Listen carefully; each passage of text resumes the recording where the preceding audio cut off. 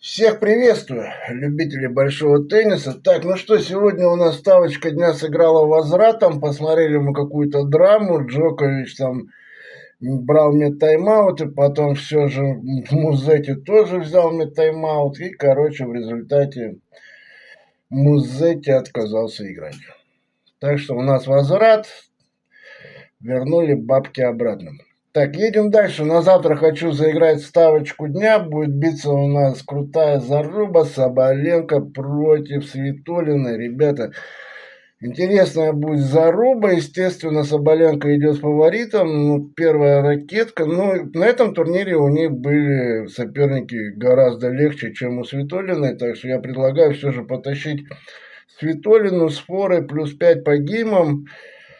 Ну, кто хочет рискнуть, может там копеечку воткнуть на победу. А чем, блядь, черт не шутит. Удачи, братишки.